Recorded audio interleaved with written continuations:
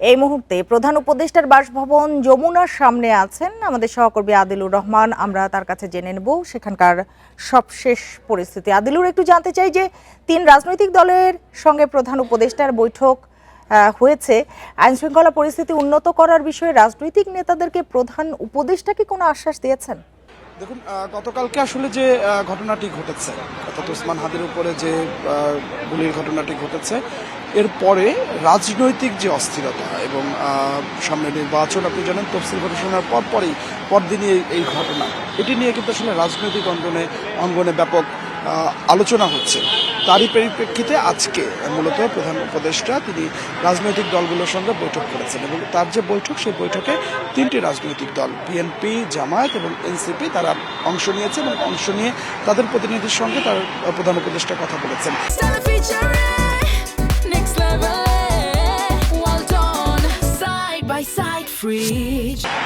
আমরা যতটুকু আসলে জানতে পেরেছি যে সেটি হচ্ছে যে রাজনৈতিক দলগুলো থেকে সরকারের কাছে নিরাপত্তা এবং বিভিন্ন বিষয়ে সহযোগিতা আসলে চাওয়া হয়েছে এবং প্রধান উপদেষ্টা তাদেরকে আশ্বস্ত করেছেন যে যে কোনো উপায়েই হোক একটি অবাধ, সুষ্ঠু এবং নিরপেক্ষ নির্বাচন করার জন্য যা যা করা দরকার এবং প্রার্থীদের প্রচারণা এবং রাজনৈতিক দলগুলোর নিরাপত্তায় যে যা যা ভূমিকা নেওয়া দরকার সরকার আসলে সেটি নেবে এবং সরকারও চায় যে একটি অবাধ, সুষ্ঠু এবং নিরপেক্ষ নির্বাচন করার জন্য। প্রধান উপদেষ্টার সাথে বৈঠক করার পরে রাজনৈতিক দলগুলো গণমাধ্যমের সঙ্গে কথা বলেছেন। বিশেষ করে বিএনপির স্থায়ী কমিটির সদস্য সালাউদ্দিন আহমেদ তিনি গণমাধ্যমের সাথে কথা বলেছেন এবং তিনি যেটি বলেছেন সেটি হচ্ছে যে গতকাল ওসমানীদের উপরে যে হামলাটি হয়েছে, যারা নির্বাচন বানচাল করতে চায় তারাই মূলত তার উপরে হামলাটি করেছে এবং এই মুহূর্তে তিনি সকল রাজনৈতিক দলের প্রতি যে আহ্বানটি জানিয়েছেন সেটি হচ্ছে যে রাজনৈতিক দলগুলোর মধ্যে মতানৈক্য থাকতেই পারে, কিন্তু জাতীয় যে ঐক্য এবং নির্বাচন প্রশ্নে সবাই যেন আসলে ঐক্যবদ্ধ থাকে সেই আহ্বানটি জানিয়েছেন এবং একই সাথে তিনি বলেছেন যে ইনকিলাব মঞ্চের যে কর্মসূচি আছে সেই কর্মসূচিগুলোতে যেন সবাই অংশগ্রহণ করেন এবং সেই কর্মসূচিগুলো যেন সফল করেন সেটি সালাউদ্দিন আহমেদ আহ্বান জানিয়েছেন এবং তিনি জানিয়েছেন যে যারা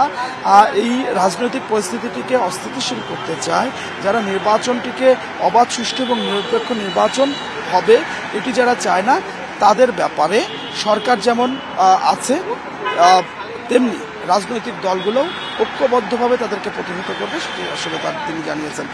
সালাউদ্দিন আহমেদ চলে যাবার পরে গণমাধ্যমের সাথে কথা বলেছেন এনসিপির আহ্বায়ক নাহিদ ইসলাম এবং নাহিদ ইসলাম যেটি বলেছেন সেটি হচ্ছে যে গতকাল ওসমান হাদির উপরে যে হামলাটি হয়েছে সেটি বিচ্ছিন্ন কোনো ঘটনা নয়। তিনি আসলে বলছেন যে আওয়ামী লীগ এই নির্বাচন বানচাল করার জন্য যে ষড়যন্ত্র আসলে করছেন সেই ষড়যন্ত্রেরই অংশ হিসেবে ওসমান হাদির উপরে হামলাটি হয়েছে এবং এই হামলায় যারা জড়িত তাদেরকে খুব দ্রুত আইনের আওতায় আনার তিনি দাবি জানিয়েছেন এবং তিনি প্রধান উপদেষ্টার কাছে বলেছেন যে একটি অবাধ, সুষ্ঠু এবং নিরপেক্ষ নির্বাচন করার জন্য সব ধরনের নিরাপত্তা ব্যবস্থা এবং সরকারের পক্ষ থেকে যেন ব্যবস্থা আসলে গ্রহণ করা হয়। তো প্রধান উপদেষ্টা সব রাজনৈতিক দলকে আশ্বস্ত করেছেন যে অবাধ, সুষ্ঠু এবং নিরপেক্ষ নির্বাচনের জন্য যা যা করা দরকার তা সরকার করবে। তো আমার কাছে প্রধান উপদেষ্টার কার্যালয়ের সামনে থেকে এটি ছিল এখনকার সবশেষ। আদিলুর রহমান, আপনাকে অনেক ধন্যবাদ আমাদের সাথে যোগ দেওয়ার জন্য।